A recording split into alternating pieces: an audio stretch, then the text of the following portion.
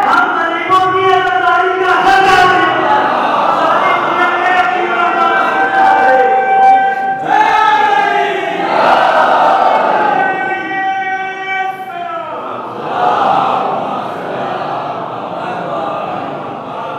ساری دنیا کے امیروں کو پسینے آ گئے، ساری دنیا کے امیروں کو پسینے آ گئے۔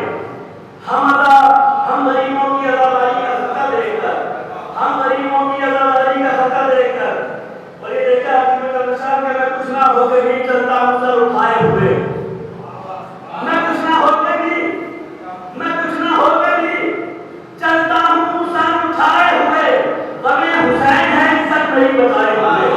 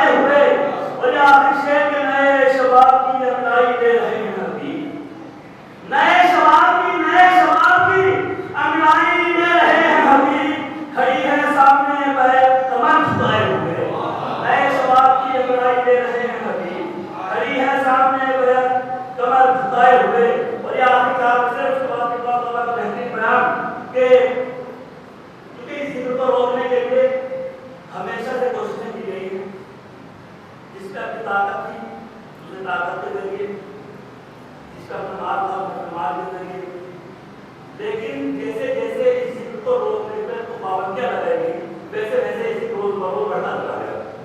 بس چار مسئلہ سکھا دیکھے گا کہ غازی کی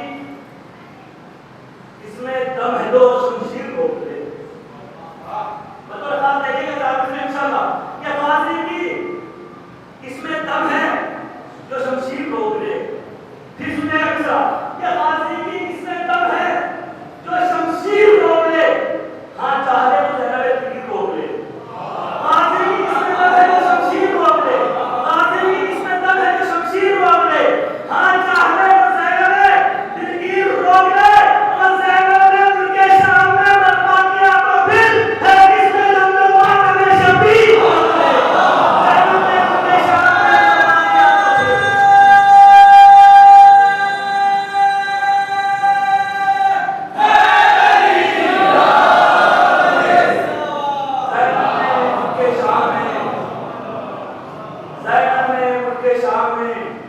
برباد کیا تو پھر ہے اس میں دم جو ماتمِ شبیر روک دے۔ بھائی حضرات ولا حول ولا قوة إلا بالله العلي العظيم أعوذ بالله السميع العليم من الشيطان اللعين الرجيم بسم الله الرحمن الرحيم الحمد لله رب العالمين الحمد لله الذي هدانا لهذا وما كنا لنهتدي لولا أن هدانا الله لقد جاءت رسول ربنا بالحق الصلاة والسلام والتحیت والاکرام علی سید اشرف الانبیاء والمرسلین خاتم النبیین طٰہٰ و یاسین شفیع المذنبین امام الحرمین والقبلتین وسیلتنا فی الدارین صاحب کعبہ و قوسین جد الحسن والحسین محبوب رب المشرقین و رب المغربین مولانا و مولا الثقلین سیدنا و نبینا و شفیعنا و طبیبنا و حبیبنا و کریمنا و امامنا و ملجانا و مغیثنا و اولنا و اوسطنا و آخرنا و کلنا حضور جناب ابو القاسم احمد مصطفیٰ محمد مصطفیٰ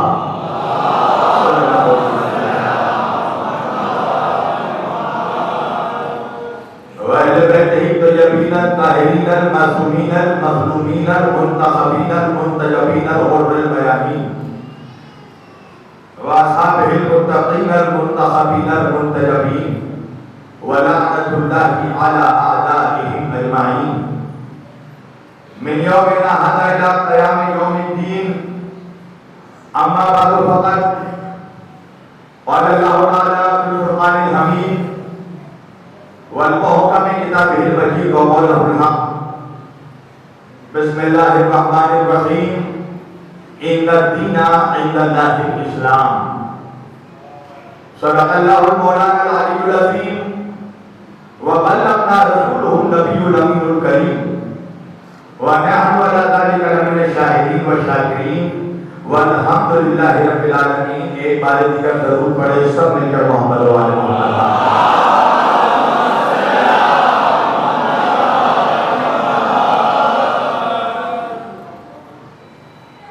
عزیزان گرامی قدر و برادران ملت اسلامیہ، بندگان توحید، وہ عاشقان رسول و آل رسول، گدایان دربار حضور، مولا آپ سبوں کے جذبہ ایمانی کو زندہ و سلامت رکھے. جس خمسہ مجالس کا آغاز گزشتہ کل سے اس علاقہ عالیہ حسینیہ سے سرزمین کرنال ہریانہ میں ہم نے کل سے اس خمسہ مجالس کا آغاز کر دیا، اور آج وہ موضوع کہ جو ہم نے کل شروع کیا تھا، آج وہ موضوع اپنے دوسرے مرحلے میں داخل ہو چکا ہے، اور مسلسل ہمیں ابھی 4 روز تک اسی موضوع کے ذیل میں آپ لوگوں کے سامنے گفتگو کرنی ہے، اور آپ لوگوں کے سامنے وہ معلومات پیش کرنے ہیں کہ آخر اسلام آیا کہاں سے، اسلام کی ابتدا کہاں سے ہوئی، اسلام مکمل کہاں پہ ہوا، اسلام کے آنے کا مقصد کیا ہے. اور آج تو ماشاءاللہ سے عزاداری میری پہچان ہے. اس چینل سے ماشاءاللہ پوری دنیا میں اب مومنین یوٹیوب کے تھرو ان مجالس کو سماعت کریں گے، اور میرا تو مزاج ہمیشہ سے یہی رہتا ہے کہ میں صرف ان لوگوں کے لیے تقریر نہیں کرتا جو میری آنکھوں کے سامنے موجود ہیں. جب آج سوشل میڈیا کا دور ہے، اور جب یہ مجالس سوشل میڈیا کے ذریعہ پوری دنیا میں جب یہ لائیو نشر کیا جا رہا ہے، تو اب پوری دنیا سے لوگ اسے سماعت کریں گے، اور انشاءاللہ آنے والے دنوں میں لوگ زیادہ سے زیادہ اس سے استفادہ حاصل کریں گے. لہذا تقریر سارے عالم اسلام کو اور اقوام عالم کو مد نظر پر رکھ کر کرنا چاہیے، اس لیے کہ یہ درس ہے، یہ فرق ادا، یہ ایک علمی یونیورسٹی ہے جس کی بنیاد سیدہ کی بیٹی نے زندان میں ڈالی تھی، اور 1400 سال سے اس یونیورسٹی سے علم کا رزق تقسیم ہو رہا ہے۔ تو عزیزان گرامی، میں نے اس خمسہ مجالس کے سلسلے میں قرآن مجید کی اس آیت واقعی ہدایت کی تلاوت کا شرف حاصل کیا، اور سرنامہ سخن میں نے اسے موضوع کلام قرار دیا۔ پروردگار عالم اپنی مقدس کتاب قرآن مجید فرقان حمید میں ارشاد فرما رہا ہے، بسم اللہ الرحمن الرحیم، ان الدین عند اللہ الاسلام۔ دیکھیے، کل بھی میں نے آپ لوگوں کے سامنے یہ بات عرض کی تھی کہ اور بار بار چیزوں کو دہرانا اچھا نہیں لگتا، مگر آپ جانتے ہیں کہ مسلسل مجالس پڑھنے کی وجہ سے گلے کا حال کیا ہوتا ہے۔ یہاں مقامہ ذاکرین بیٹھے ہوں گے، آپ محرم کی چاند رات سے لے کر آج 17 سفر ہو گیا، اگر یوں ہی آپ کاؤنٹ کر لیں تو تقریباً 48 دن، اور 48 دن تک کوئی بندہ مسلسل بولتا رہے تو یہ صرف جناب سیدہ کا صدقہ ہے جو بندہ بولتا ہوا چلا آ رہا۔ اس لیے میں عموماً آپ لوگوں نے جس مزاج پہ میری تقاریر سوشل میڈیا میں یا کہیں بھی سن رکھی ہے، تو میں اتنا زور نہیں لگا پاؤں گا، مگر جس طرح میں نے کل کہا تھا کہ یہ مجمع باب مدینۃ العلم کا خیراتی ہے، یہ مجمع اگر کلیم پر نہ بولے تو کلام پر ضرور بولتا ہے، لہذا جب میں معلومات آپ لوگوں کے خدمت میں پیش کروں تو آپ بولتے رہیے تاکہ مجھے آپ کی بیداری کا ثبوت ملتا رہے، اور انشاءاللہ مجھے یہ تقویت ملے کہ میں زیادہ سے زیادہ خزانے فضائل آل محمد کے آپ کے سامنے جو ہے پیش کر سکوں۔ عزیزان گرامی، خداوند کریم اپنی کتاب میں فرما رہا ہے، بسم اللہ الرحمن الرحیم، ان الدین عند اللہ الاسلام۔ دیکھو، اللہ کے نزدیک اگر کوئی دین ہے تو وہ دین اسلام ہے۔ اللہ نے اگر کسی دین کو پسند کیا تو وہ دین اسلام ہے۔ کل میری گفتگو آپ لوگوں کے سامنے ہوئی تھی آغاز اسلام کے سلسلے میں، جو لوگ یہاں موجود تھے وہ میری بات کی گواہی دیں گے کہ کل میں نے آپ لوگوں کے سامنے یہ واقعہ پیش کیا تھا کہ آخر اسلام کی ابتدا کہاں سے ہوئی۔ اسلام کا آغاز ختمی مرتبہ سے نہیں ہے، بلکہ اسلام کا آغاز حضرت آدم سے ہے۔ حضرت آدم کو اسلام لے کر آئے تھے، پھر حضرت نوح علیہ السلام وہی اسلام لے کر آئے، حضرت موسیٰ علیہ السلام وہی اسلام لے کر آئے، احکامات میں اضافے ہوتے چلے گئے، اور اللہ نے اسی اسلام کو اپنے آخری نبی پر مکمل کیا، اور اللہ نے فرمایا الیوم اکملت لکم دینکم، اے میرے حبیب ہم نے آپ پر دین کو مکمل کر دیا۔ تو توجہ کیجیے گا، یعنی بات سمجھ میں آ گئی کہ اسلام کوئی نیا مذہب نہیں ہے۔ یہ جو آج زمانے والوں کے سامنے یہ تاثر پیش کیا جا رہا ہے کہ بھائی اسلام تو ایک نیا دین ہے، اسلام تو ایک نیو ریلیجن ہے، اسلام تو ایک نیا مذہب ہے، نہیں، اسلام کوئی نیا مذہب، نیا ریلیجن، نیا دین نہیں ہے۔ اسلام کا آغاز اس وقت سے ہو چکا ہے جب اللہ نے زمین پر پہلے بشر کو بھیجا، اور نبی بنا کر بھیجا، ہادی بنا کر بھیجا، ہدایت دینے والا بنا کر بھیجا، توجہ کیجیے گا، اور کائنات کا وارث بنا کر بھیجا، اور اللہ نے یہ بھی کہا انی جاعل فی الارض خلیفہ، اے آدم ہم تمہیں زمین پر اپنا خلیفہ بنانے جا رہے ہیں۔ تو اسلام کا آغاز حضرت آدم سے ہوا، اور ساتھ ساتھ انسانیت کا آغاز بھی حضرت آدم سے ہوا، یعنی کہ یہ بات ماننا پڑے گی کہ زمین پر جب پہلا انسان بھی نہیں آیا تھا تب اللہ نے حضرت آدم کے ذریعہ، یعنی زمین پر اول انسان کے ذریعہ اللہ نے اسلام کو بھیجا۔ توجہ کیجیے گا، یعنی زمین پر پہلا آدمی بھی پیدا نہیں ہوا تھا، اسلام زمین پر موجود تھا۔ اسلام اتنا پرانا مذہب ہے۔ توجہ کیجیے گا، اللہ نے حضرت آدم کے ذریعہ نسل انسانی کا بھی آغاز کیا، دین اسلام کا بھی آغاز کیا۔ پوری توجہ کیجیے گا۔ اب قرآن یہ کہہ رہا ہے کہ انسان، تمام انسان حضرت آدم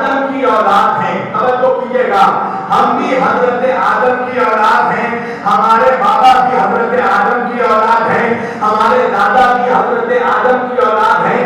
کل کائنات میں ہر قبیلے کا، ہر قوم کا، ہر مرتبہ فکر کا، ہر مذہب کا، چاہے کسی قبیلے کا انسان ہو، چاہے کسی مذہب کا انسان ہو، چاہے کسی دین پہ چلنے والا انسان ہو، چاہے کس رستے پر بھی چلنے والا انسان ہو، چاہے کالا انسان ہو، چاہے گورا انسان ہو، چاہے لمبے قد کا انسان ہو، چاہے پست قد کا انسان ہو، چاہے جس زبان کا انسان ہو، چاہے عرب کا انسان ہو، چاہے ہندوستان کا انسان ہو، چاہے یورپ کا انسان ہو، ہر انسان کا باپ بلکہ بابا، ہر انسان کے باپ حضرت آدم علیہ السلام ہے۔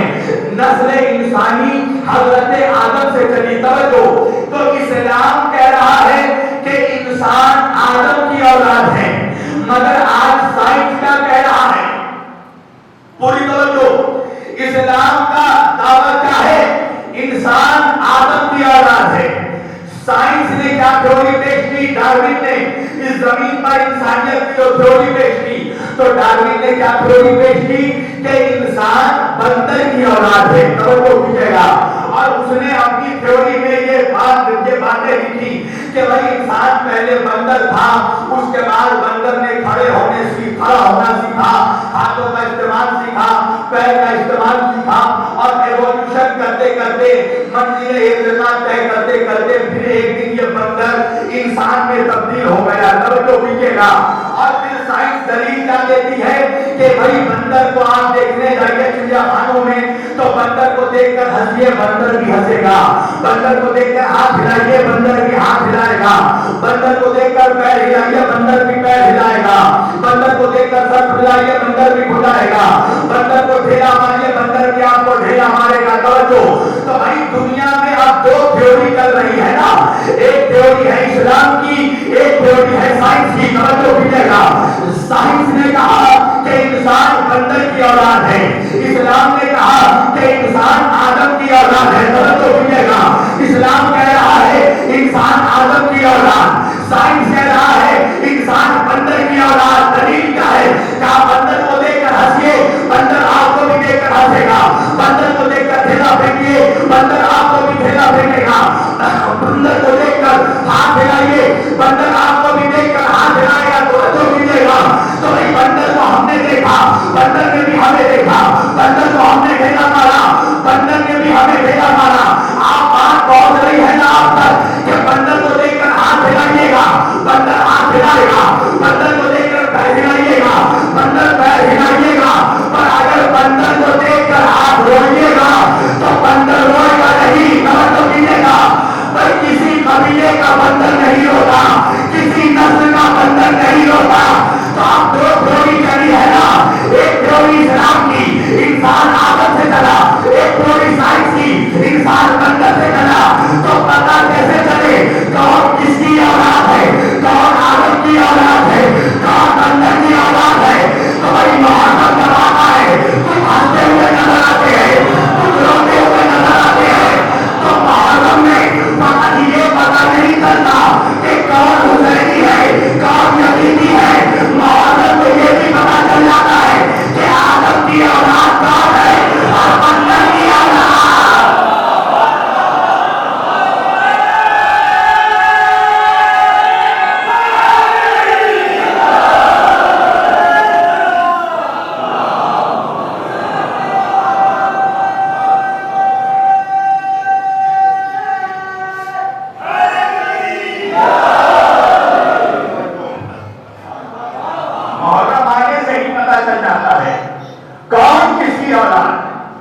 تو اللہ نے حضرت آدم کو بھیجا، بندوں کی ہدایت کے لیے بھیجا، پھر یہ اسلام پڑھاتے پڑھاتے اللہ نے اسلام کو آخری نبی پر مکمل کر دیا۔ توجہ، اب آخری نبی پر دین مکمل ہو گیا۔ تو اب میرا سوال ہے اس مجمع سے، مجھے یہ بتائیے کہ نبی دین کتنے لے کر آئے تھے؟ سارا مجمع کہے گا ایک، اسلام ایک۔ توجہ، بھائی وہی اسلام تو آدم و موسیٰ اور عیسیٰ اور ابراہیم لے کر آئے، وہی اسلام ہمارے نبی بھی لے کر آئے۔ تو نبی اسلام لائے ایک، شریعت ایک اسلام، ایک دین، ایک کعبہ، ایک قرآن، ایک قبلہ، ایک قانون، ایک کتاب، ایک شریعت، ایک تو بھائی جب سب کچھ ایک تو ماننے والے کیوں بنے؟ اللہ جانے آپ صاحب ہے جب سب کچھ ایک تو پھر فرقے 73 کیسے ہو گئے؟ علامہ اقبال نے بھی کہا نا کہ ملک ایک ہے، اس قوم کی نقصان بھی ہے، حرام بات بھی، اللہ بھی، قرآن بھی ہے، ایک ہی سب کا نبی، دین بھی، ایمان بھی ہے، ارے کیا بڑی بات تھی ہوتے کہ مسلمان بھی ہے۔ تو بھائی شریعت ایک، کعبہ ایک، اسلام ایک، دین ہے، تو فرقے ہمیں کیسے ہو گئے؟ تو بھائی یہ 73 فرقوں کا بڑھنا اس بات کی علامت ہے کہ سب کے پاس صحیح اسلام نہیں ہے۔ توجہ، اگر سب کے پاس صحیح اسلام ہوتا تو فرقے 73 نہیں ہوتے۔ تو پتا یہ چلا کہ سب کے پاس صحیح اسلام نہیں ہے، تو بھائی صحیح اسلام کس کے پاس ہے؟ تو میرے نبی نے فرمایا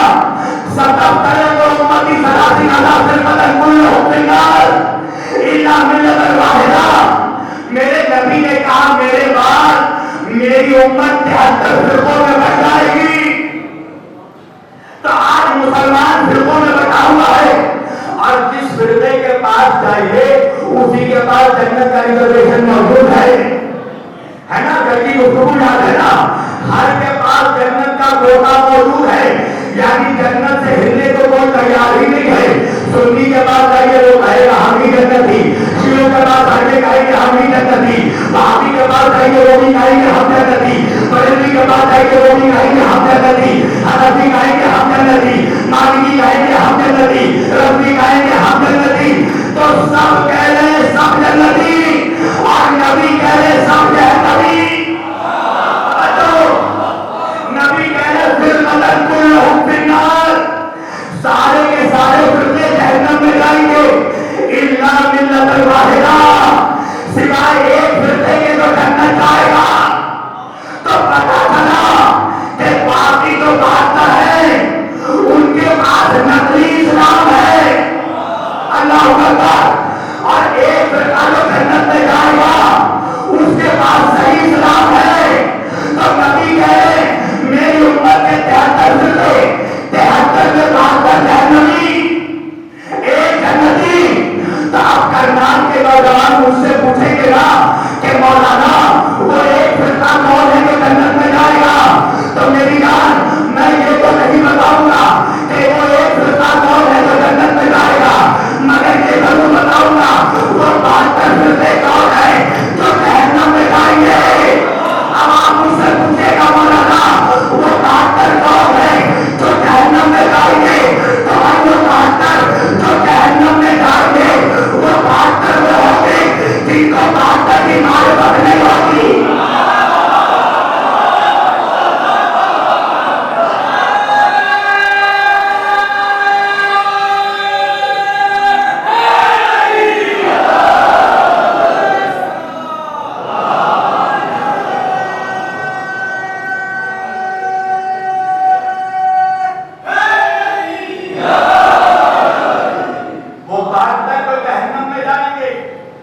وہ ہوں گے جن کو 72 کی معرفت نہیں ہوگی۔ توجہ، اس لیے کہ اگر نماز جنت لے جاتی تو سب کے سب جنت چلے جاتے۔ توجہ، آج میرے بھائی نے مجھے بتایا کہ مولانا کئی گفتگو ہو رہی ہے کہ مولانا نماز کیسی پڑھتے ہیں۔ توجہ، میں نے کہا کرتی ہی میں نماز پہ کر دوں گا، پوری توجہ کیجیے گا۔ تو اگر نماز جنت لے جاتی تو سارے فرقے جنت جاتے نا، اس لیے کہ نماز تو سب پڑھ رہے ہیں۔ اگر روزہ جنت لے جاتا تو سب کے سب روزے دار ہیں، اگر حج جنت میں لے جائے تو سب کے سب حاجی ہیں، اگر زکات جنت میں لے جائے تو سب کے سب زکاتی ہیں۔ تو مسلمانوں کے 73 فرقوں میں ڈھونڈ کر دیکھ لو، نمازی سب میں ملیں گے، روزے دار سب میں ملیں گے، حاجی سب میں ملیں گے،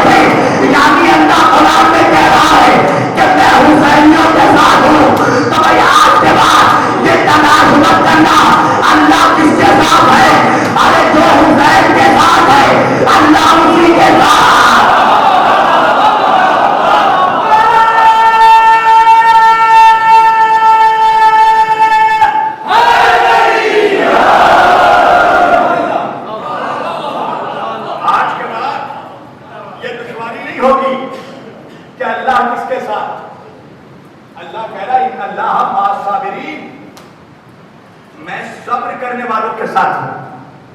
یعنی اللہ کہہ رہا ہے کہ میں حسینیوں کے ساتھ ہوں. تو اب تو دشواری نہیں ہوگی نا کہ اللہ کس کے ساتھ؟ بھائی جو حسین کے ساتھ اللہ اسی کے ساتھ. توجہ. اور نبی کیا کہہ رہے ہیں؟ میری امت کے 72 جہنم میں جائیں گے, ایک جنت میں جائے گا. توجہ. اچھا, میرے نبی کے امت کے سب جہنمی, ایک جنتی. تو بھائی میرے نبی کے امت کے 72 سب جہنم کیوں جائیں گے؟ آؤ پہلے دیکھتے ہیں کہ میرے نبی کے بعد جو امتیں آئی تھی کیا وہ امتوں میں فرقے نہیں ہوئے؟ ان میں بھی فرقے ہوئے, اور ان امتوں میں بھی سب جہنمی ایک جنتی. توجہ. یعنی ہر نبی کی امت میں جتنے فرقے ہوئے ایک جنتی سب جہنمی. بھائی حضرت موسیٰ علیہ السلام کی امت کے 71 فرقے, 71 میں 70 جہنمی, ایک جنتی. حضرت عیسیٰ کی امت کے 72 فرقے, 72 میں 71 جہنمی, ایک جنتی. اور میرے نبی کی امت کے 73 فرقے, 73 میں 72 جہنمی, ایک جنتی. تو بھائی اگر یہ ہماری امت کے جہنمیوں کا اگر آئیڈینٹیفیکیشن نکالنا ہے تو یہ دیکھو کہ پہلی امت کے سب جہنم میں کیوں گئے. تو تاریخ نے لکھا کہ موسیٰ کی امت کے سارے فرقے جہنم میں اس لیے جائیں گے کہ انہوں نے موسیٰ کو تو مانا مگر موسیٰ کے بتائے ہوئے عیسیٰ کو نہیں مانا. اللہ جانے آپ کہاں ہے, موسیٰ کی امت کے سارے جہنم میں جائیں گے اس لیے کہ موسیٰ کو تو مانا, موسیٰ کے بتائے ہوئے عیسیٰ کو نہیں مانا. عیسیٰ کی امت کے سارے جہنم میں جائیں گے اس لیے کہ عیسیٰ کو تو مانا, عیسیٰ کے بتائے ہوئے مصطفیٰ کو نہیں مانا. اور مصطفیٰ کی امت کے سارے جہنم میں جائیں گے اس لیے کہ مصطفیٰ کو تو مانا, مصطفیٰ کے دکھائے ہوئے مولا کو نہیں مانا.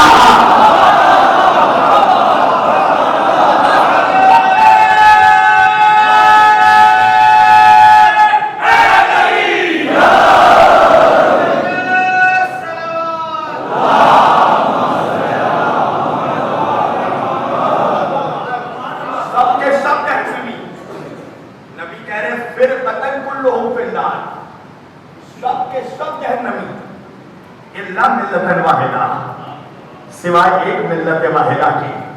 تو اس ملت میں کچھ خاص خصوصیات تو ہوں گی نا. تو سب سے بڑی خصوصیت تو یہی ہے کہ وہ ایک ملت مظلوم کا ساتھ دینے والی ہوگی, ظالم کا نہیں. توجہ. اس لیے وہ ایک جنت میں جائے گی, باقی سب جہنم میں جائیں گے. بھائی کل کی تقدیر یاد ہے نا, وہ تمام اعمال جو واجب ہے وہ جنت لے جائے گی, اور وہ تمام عمل جو حرام ہے وہ جہنم میں لے جائے گی. اچھا یہ دونوں جو ہے جنت اور جہنم یہ ہے کہاں؟ کرنال میں ہے, کلکتے میں ہے, لکھنؤ میں ہے. کہانی مولوی صاحب آسمان میں ہے. توجہ. کہاں ہے؟ بولیے نا. آسمان میں. آسمان میں ہے نا. کسی نے دیکھا؟ توجہ. کسی نے جہنم کو دیکھا؟ کہنے مولانا جہنمیوں کو تو دیکھا, جہنم کو نہیں دیکھا. اللہ اکبر. توجہ.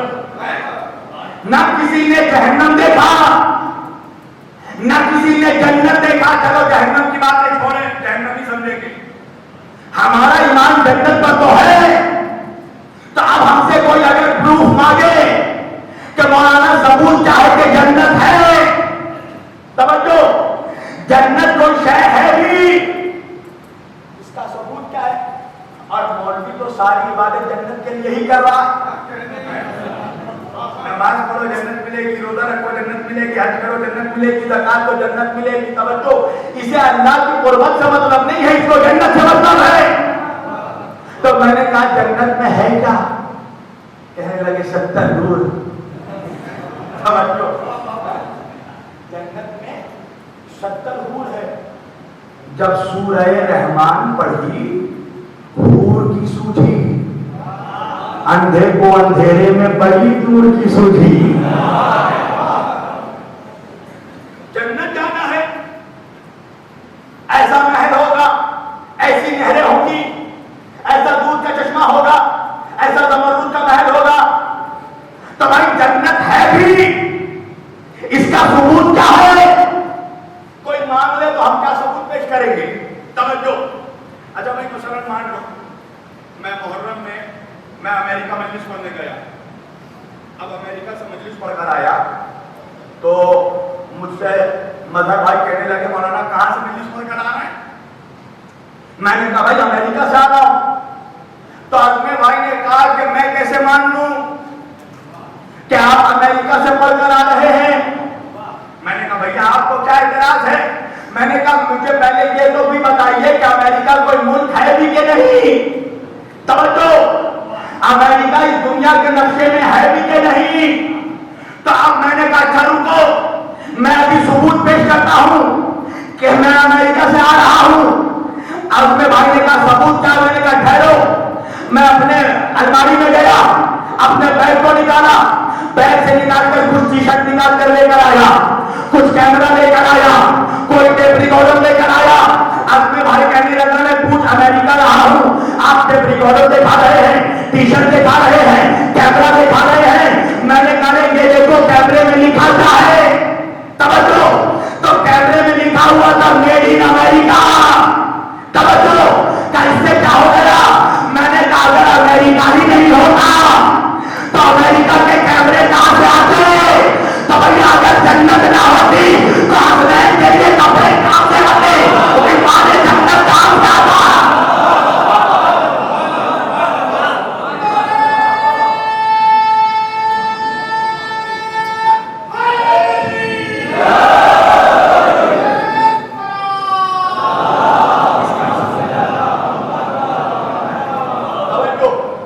اگر جنت نہ ہوتی تو رضوان جنت کہاں سے آتا؟ دردی کہاں سے آتا؟ جنت سے کپڑے کہاں سے آتے؟ تو بھائی دو ہی منزل ہے نا، ایک جنت ایک جہنم۔ واجب پہ عمل کرو گے تو جنت، حرام پہ عمل کرو گے تو جہنم۔ اچھا اب یہ بتائیے کہ اسلام میں حلال اور حرام کے بیچ میں بھی کوئی شے ہے؟ توجہ، اسلام میں واجب اور حرام کے بیچ میں بھی کوئی شے ہے؟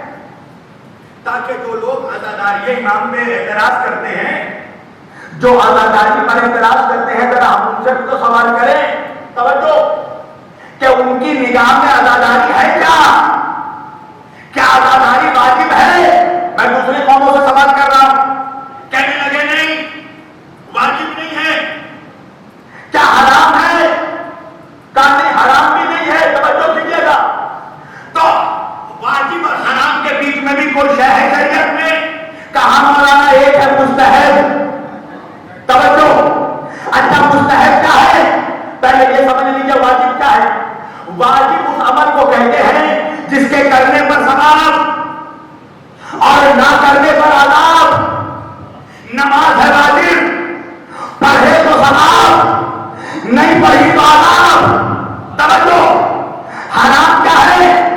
جس کے کرنے پر عذاب اور نہ کرنے پر ثواب۔ بھائی شراب پینا حرام ہے، پیا تو عذاب، نہیں پیا تو ثواب۔ پوری توجہ، اب ان دونوں کے بیچ میں بھی دو شے ہے، ایک ہے مستحب، دوسرا ہے مکروہ۔ مستحب کیا ہے؟ مستحب اس عمل کو کہتے ہیں جس کے کرنے پر ثواب ہے اور نہ کیا تو کوئی عذاب بھی نہیں ہے۔ مثلا عطر لگا کر نماز پڑھنا ثواب، اگر نہیں پڑھی تو عذاب بھی نہیں ہے۔ نماز تہجد مستحب ہے، اگر پڑھی تو بہت ثواب، اگر نہیں پڑھی تو عذاب نہیں۔ مکروہ کیا ہے؟ جس کا نہ کرنا بہتر اور جس کے کرنے پر کوئی عذاب نہیں۔ تو میں نے کہا مولانا کیا آپ کی نظر میں عزاداری واجب ہے؟ کہا نہیں۔ میں نے کہا کیا حرام ہے؟ کہا نہیں۔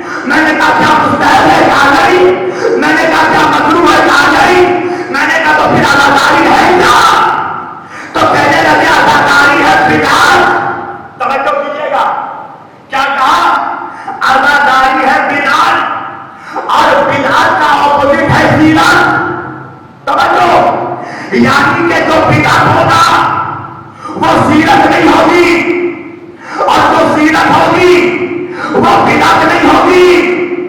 بھائی سیرت کس کو کہتے ہیں؟ وہ کام جو نبی نے کیا. اور بدعت کس کو کہتے ہیں؟ وہ کام جو نبی نے نہیں کیا. توجہ تو ہم مسلمانوں کے پاس نبی کی کتنے سال کی سیرت ہے؟ تو ہمارے پاس ہے نبی کی عمر کتنی؟ 63. توجہ نبی کی عمر کتنی؟ 63. اور مسلمانوں کے پاس نبی کی سیرت کتنے سال کی ہے؟ 23 سال. یعنی جب نبی نے اعلان رسالت دیا اس کے بعد سے لے کر نبی نے 23 سال زندگی گزاری تو مسلمانوں کے پاس ٹوٹل 23 سال کی سیرت. مگر نبی تو کہہ رہے کل تو نبی العالم و بین الماء والطین. میں اس وقت بھی نبی تھا جب آدم مٹی اور پانی کے درمیان تھے. کل تو نبی العالم و بین الروح والجسد. میں اس وقت بھی نبی تھا جب آدم جسم اور روح کے درمیان تھے. تو نبی تو بچپن سے نبی تھا یعنی بچپن سے بڑھاپے تک نبی کا عالم سیرت. توجہ مگر مسلمانوں کے پاس ٹوٹل 23 سال کی سیرت ہے. تو 40 سال تک نبی کی سیرت کون بتائے گا؟ تو 40 سال تک نبی کی سیرت کوئی راوی نہیں بتا سکتا. اس لیے کہ 40 سالوں تک راوی تو راوی کا باپ بھی مسلمان نہیں تھا. توجہ کیجیے گا 40 سالوں تک راوی تو راوی کا باپ بھی مسلمان نہیں تھا. اسی لیے آج تک مسلمان فیصلہ نہیں کر پایا کہ نبی 9 کلومیٹر کو پیدا ہوئے 12 کو پیدا ہوئے یا 17 کو پیدا ہوئے. اس لیے کہ بچے کی ولادت وہ بتاتا ہے جو ولادت کے وقت موجود ہو. تو مسلمانوں اگر نبی کی 40 سال کی سیرت معلوم کرنا ہے تو ابو جہل کے عباس کے پاس مت جانا, ابو طالب کے پاس جانا.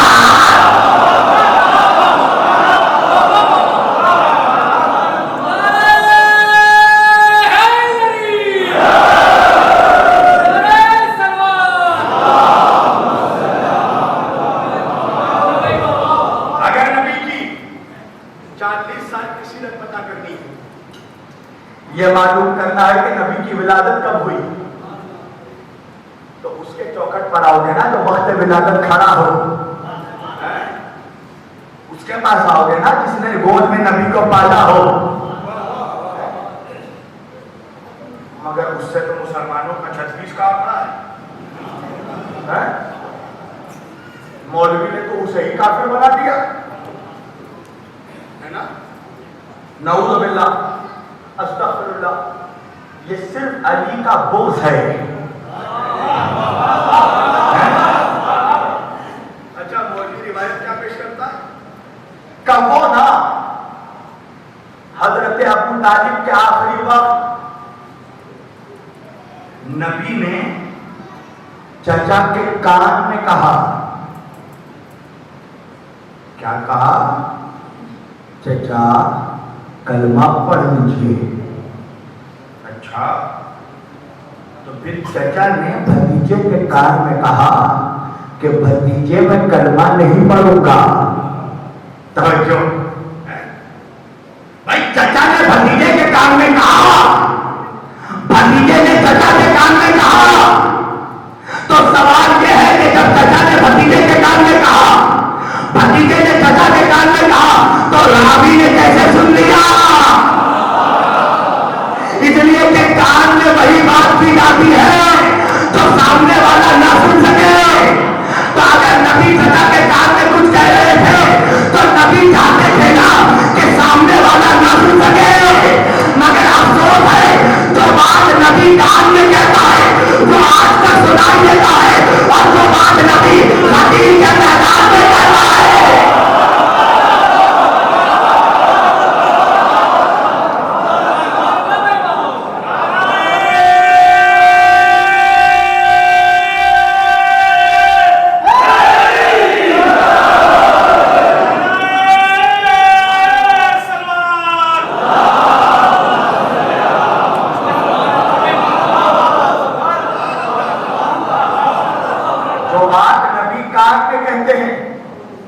وہ بہروں پاس تک سنائی دے رہا ہے. اور جو بات نبی علیہ اعلان کہتا ہے سر میدان کہتا ہے. اور اس کے راوی کون ہے پتا آپ کو؟ اس روایت کے راوی ہیں عبداللہ ابن عباس. کون راوی ہیں؟ عبداللہ ابن عباس. اور آپ کو معلوم ہے جب حضرت ابو طالب کے وفات کا وقت آیا اس وقت عبداللہ ابن عباس کی عمر 2 سال کی تھی. ایک صلوات پڑھے آپ سب مل کر محمد والے.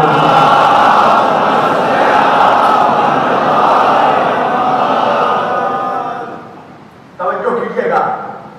اب شریعت کے ساتھ دیکھیں کھلواڑ کیا گیا.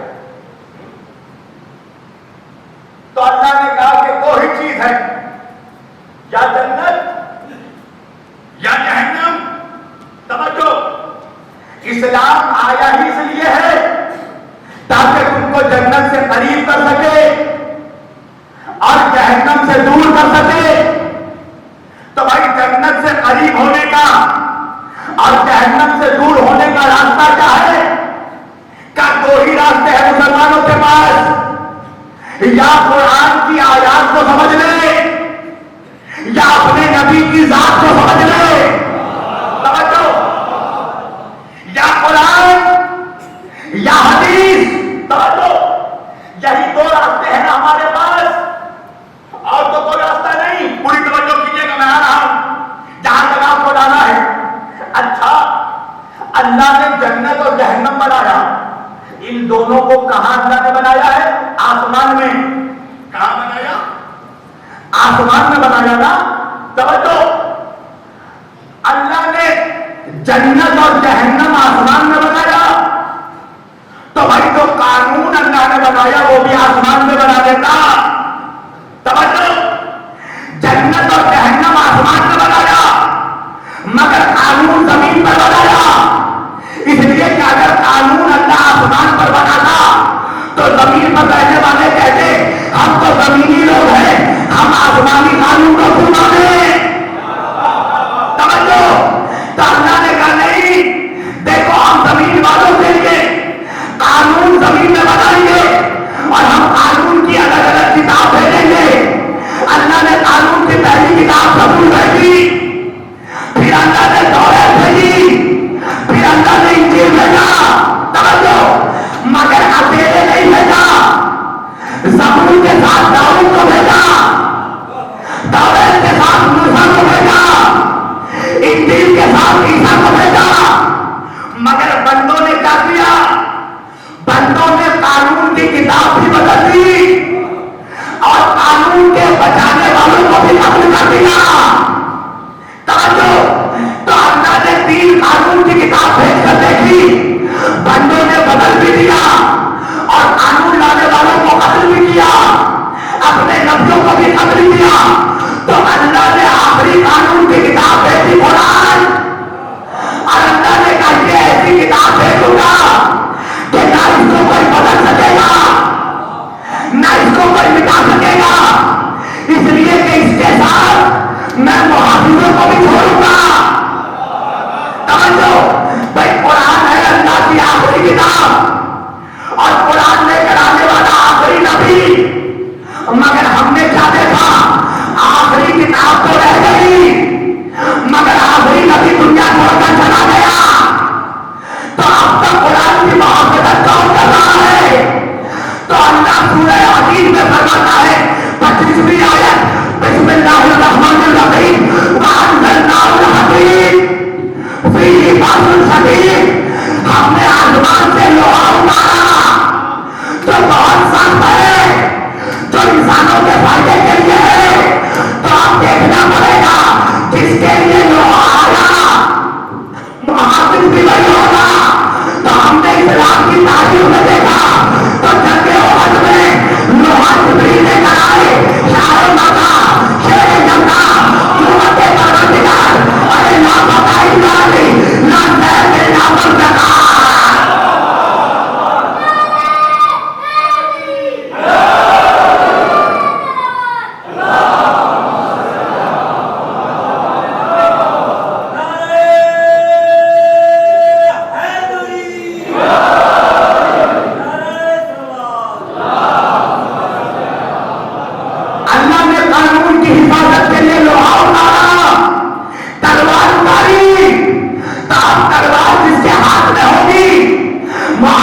نہیں ہوتا. آپ مرضی ہے محافظ کی, چاہے صفین کے میدان میں آ کر عبادت کرے, چاہے بغیر حیبت میں جا کر عبادت کرے. ایک صلوات پڑھے محمد والے محمد پر. ایک اور بلند ترین صلوات پڑھے سب مل کر محمد والے محمد.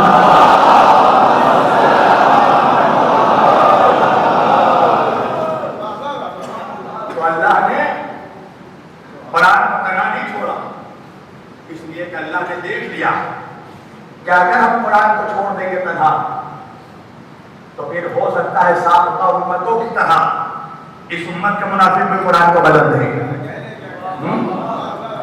لہذا اللہ نے قرآن کے ساتھ محافظوں کو بھی چھوڑا.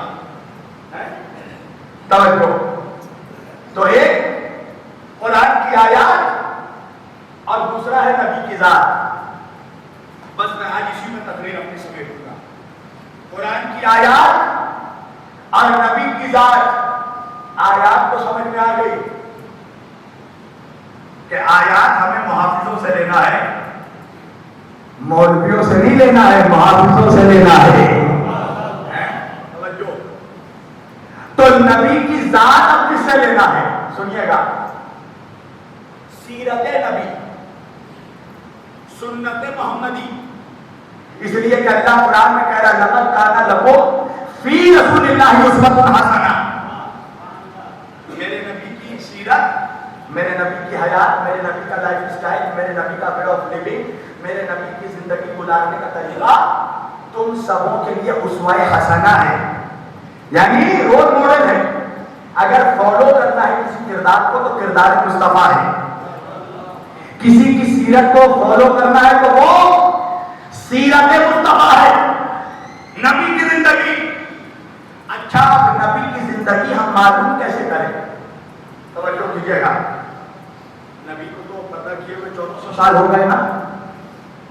تو بھائی اب نبی کے پردہ فرمانے کے بعد امت نبی کی سیرت لے کہاں سے؟ تو سنیے, مسلمانوں کے پاس نبی کی سیرت, نبی کی زندگی معلوم کرنے کا صرف 3 طریقہ ہے, صرف 3 ریسورس ذرائع ہیں جس کے ذریعہ ہم نبی کی سیرت معلوم کر سکتے ہیں, نبی کی زندگی پتہ کر سکتے ہیں.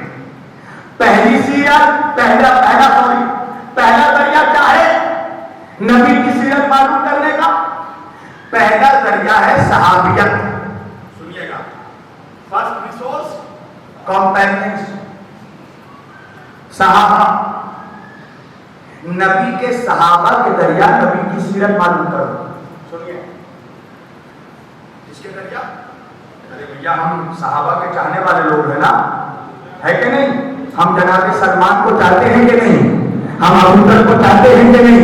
ہم یوسف کو چاہتے ہیں کہ نہیں؟ ہم عمار کو چاہتے ہیں کہ نہیں؟ ہم مقداد کو چاہتے ہیں کہ نہیں؟ توجہ. تو پہلا ذریعہ ہے صحابیت, نبی کے صحابہ کے ذریعہ نبی کی زندگی معلوم کرو.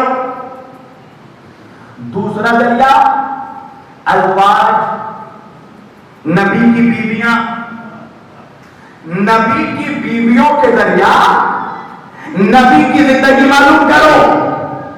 اور تیسرا ریسورس, فائنل ریسورس, اہل بیت, نبی کے اہل بیت کے ذریعہ نبی کی زندگی پتا کرو. مگر کیا یہ تینوں ریسورس برابر ہیں؟ کہنے والا نہ تین تو کبھی برابر نہیں ہوتے. اللہ اکبر.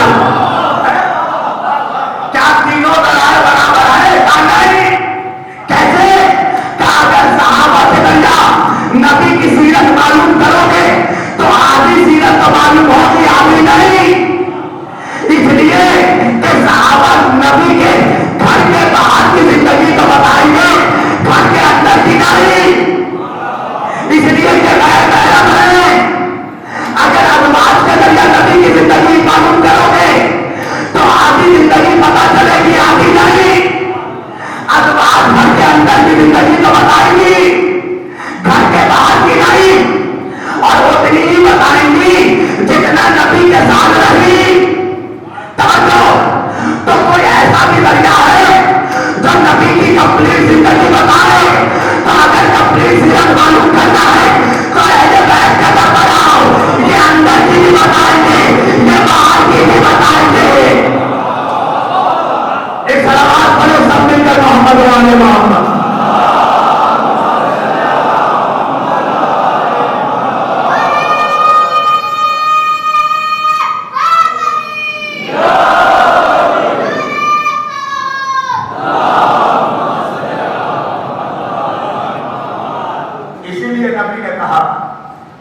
تارک فیکم الثقلین کتاب اللہ و عبرتی واہل بیتی.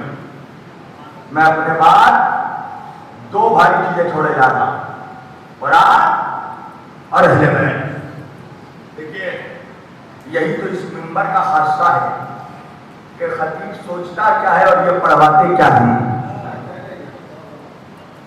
جن لوگوں کو انٹرسٹ ہے نا معلوم کرنے میں نماز کیسے پڑھتا ہوں، کل وہ مجلس میں ضرور آئے. کل میں بتاؤں گا، اپنی بھی نماز بتاؤں گا اور بہتوں کی بھی نماز بتاؤں گا. ایک صلوات والے محمد والے محمد پر.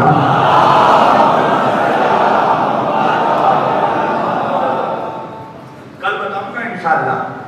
عزاداری میری پہچان ہے تو میں بھی بتاؤں گا میری پہچان عزاداری کے علاوہ کیا کیا ہے. توجہ، آج یہی پر میں نے سمیٹ دیا اپنی گفتگو ایک میسج کے ساتھ کہ دوسروں کی زندگی میں جھانکنے سے پہلے ضروری یہ ہے کہ ہم اپنی زندگی میں بھی جھانکیں. دوسروں کا عقیدہ ٹٹولنے سے پہلے یہ بھی تو دیکھیں کہ ہمارا عقیدہ واقعی مضبوط ہے. دوسروں کے عمل کو جھانکنے سے پہلے ہم یہ بھی تو دیکھیں کہ ہمارا عمل واقعی ویسا ہی ہے جیسا علی چاہتے ہیں. مولا علی کے پاس کچھ لوگ آئے اور آ کے کہنے لگے مولا ہم آپ کے شیعہ ہیں. مولا نے کہا تو جب ہم نے پہلی بار کہا کہ تم ہمارے شیعہ نہیں ہو تو تم چپ ہو جاتے ہیں. ہمارا شیعہ ہماری بات پہ ٹکرار نہیں کرتا.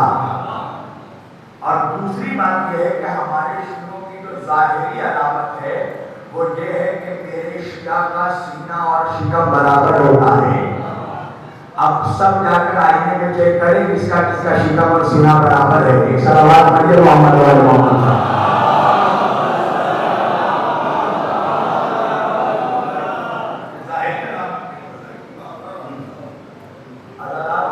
سمجھو کہ شیعت کسی قوم کا نام نہیں ہے. شیعت ایک کیریکٹر کا نام ہے. شیعت ایک کردار کا نام ہے. کربلا کے وقت بھی خود کو شیعہ کہنے والے بہت تھے مگر جان قربان کرنے کی بات آئی تو صرف 72 میں تھے. مولا علی کے زمانے میں بھی بہت سے لوگ تھے مگر جب نصرت کی بات آئی تو چند نکلے. تو شیعت میری نگاہ میں تو کسی جماعت کا نام نہیں ہے. شیعت ایک کردار کا نام ہے. شیعہ اس کو کہتے ہیں کہ جس کے دل میں علی کی ولایت دھڑک رہی ہو اور جو علی کے کردار پر چل رہا ہو. تو سب سے پہلا تو علی کا کردار یہ ہے کہ علی کسی دوسرے کے کردار پہ جھانکتے نہیں تھے. ایک صلوات پڑھیے محمد والے محمد.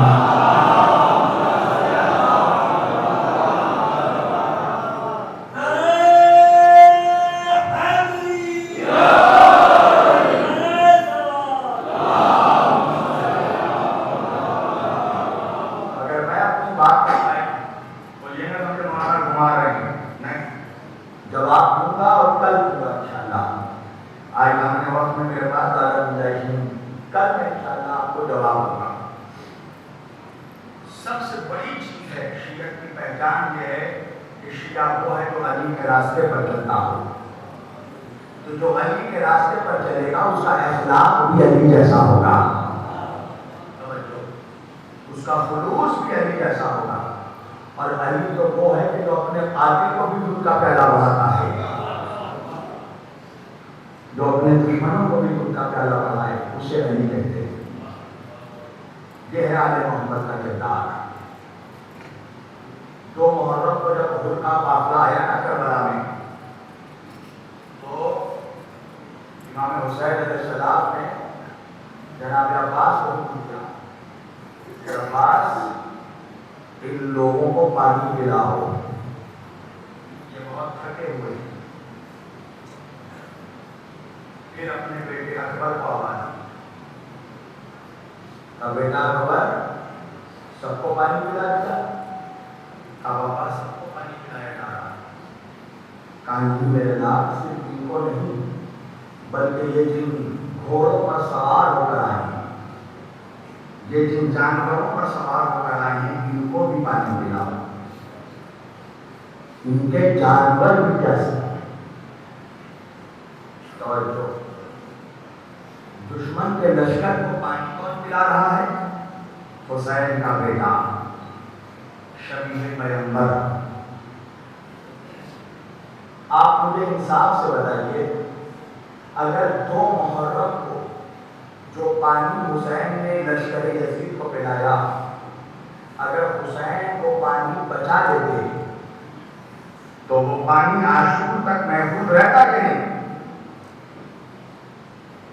قسم خدا کی کیا کردار پیش کیا حسین نے، اللہ اکبر، کہ ہم خود تو پیاسے رہیں گے مگر دوسروں کو پیاسا رہنے نہیں دیں گے۔ یہی وجہ ہے عزیزانو کہ جن لوگوں کو پیاسا شہید کیا گیا آج ان لوگوں کے نام پر سبیلیں تقسیم کی جاتی ہیں، جن کو کربلا میں بھوکا مارا گیا آج ان لوگوں کے نام میں بھوکوں کو کھانا کھلایا جا رہا ہے۔ عزیزانو انصاف سے بتانا، آج دنیا کے بہت سے درگاہوں میں گئے ہوں گے، بہت سے مزارات میں گئے ہوں گے، اور جہاں بھی آپ کی درگاہ میں بھی، اس مزار میں بھی آپ جاتے ہیں، کچھ تبرک لے کر آتے ہیں، کھانے کی کچھ چیز لے کر آتے ہیں، تصویر لے کر آتے ہیں، پر انصاف سے بتائیے کربلا جب آپ جاتے ہیں تو کربلا سے آپ کیا تبرک لے کر آتے ہیں؟ تو جو بھی زائر کربلا گیا ہے وہ میری بات کی گواہی دے گا کہ جب بھی کوئی زائر کربلا جاتا ہے وہ کچھ لائے نہ لائے کربلا سے کفن ضرور لاتا ہے۔ ہائے غریب حسین جس کو کربلا میں کفن نہیں دیا گیا، آج اس کے دربار سے کفن کا تبرک کر رہا ہے۔ اللہ کو کوئی غم نہ دے سوائے غم حسین کے۔ آج 17 سفر ہے نا، اللہ آپ کو معلوم ہے آج آپ کے آئمہ امام کی شہادت کی تاریخ ہے۔ اللہ امت نے آل محمد میں کسی کو بھی نہیں چھوڑا۔ بعد رسول سیدہ کی شہادت ہوئی، سیدہ کے بعد مسجد میں علی پر ضرب مارا گیا، دل نہیں بھرا۔ علی کے بعد حسن کو زہر دیا گیا، ارے کلیجے کے ٹکڑے کشتر پڑے تھے، اس پر بھی دل نہیں بھرا۔ کربلا میں سارا گھر لوٹ لیا، بچے بچوں کو قتل کر دیا، لاکھوں پر گھوڑے دوڑائے، اس پر بھی دل نہیں بھرا۔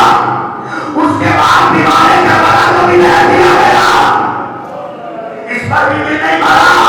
سجاد کے بعد باقر کو بھی شہید کیا گیا، اس پر بھی دل نہیں بھرا۔ باقر کے بعد جعفر کو بھی شہید کیا گیا، اس پر بھی دل نہیں بھرا۔ تمہارے ساتویں امام کو کم از کم 14 سال قید کر دیا گیا، اللہ کا اس پر بھی دل نہیں بھرا۔ قید خانے میں زہر دے دیا گیا۔ مجھے انصاف سے بتانا کرنا والوں، اگر یہاں تمہارے علاقے میں کوئی غریب مر جائے، اس کا کوئی وارث نہ ہو، تو کیا تم اس کے لاش کو پھینک دو گے؟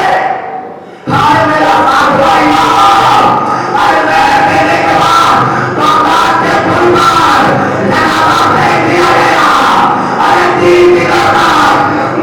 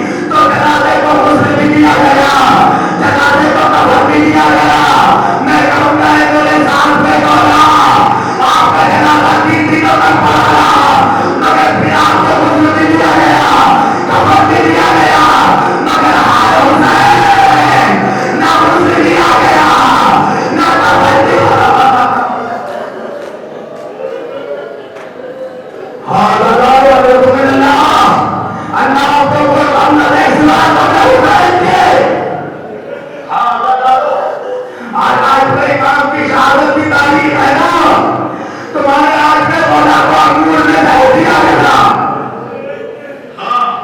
मामून ने दरबार में बुलाया, इमाम दरबार में दाखिल हुए, अदालत होने का कमरे का दरवाजा बंद किया गया। अंगूर में जहर मिला था।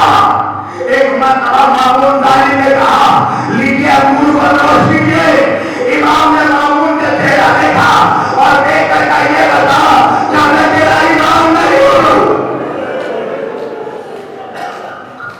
क्या मैं तेरा इमाम नहीं हूँ?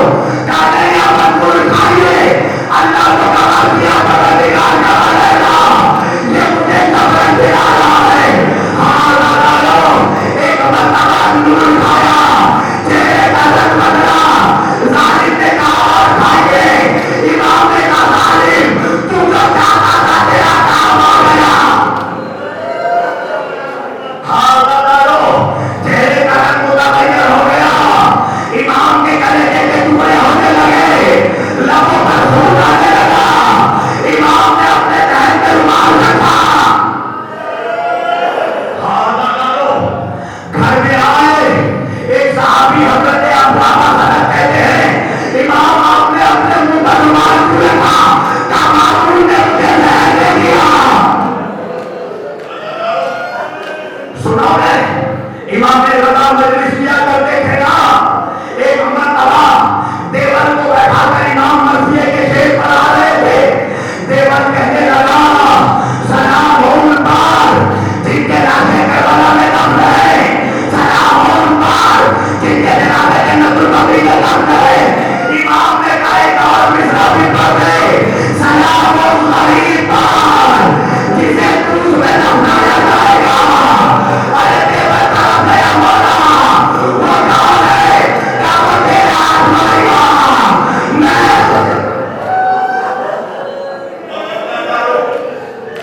देवर ने मिसरे पढ़े, सलाम हो उस इमाम पर जिसकी लाश क्रूस में दफनाई जाएगी।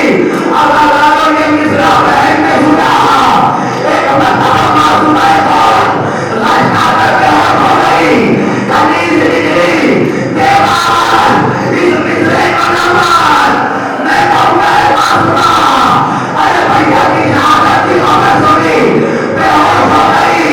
अरे करबला की बहन को देखो, भाई के गले पर खंजर। अल्लाह अकबर।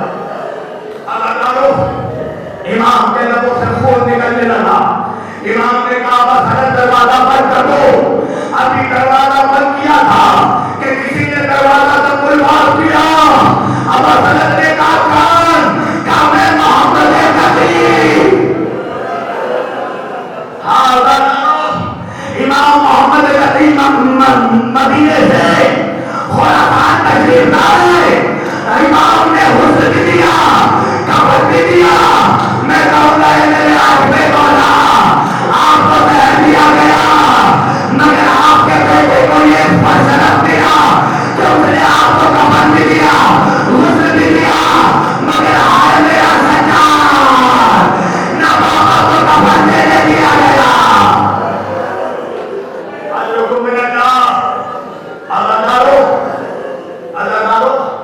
जब इमाम की शहादत हुई ना, इमाम की बहन जनाब मासूमा भाई से मिलने मदीने से आ रही। जो लोग ईरान गए हैं उनको पता है, इमाम रज़ा का दौरा पसंद है, मासूमा का दौरा पसंद है। पता है वजह क्या है? जब मासूमा की सवारी जब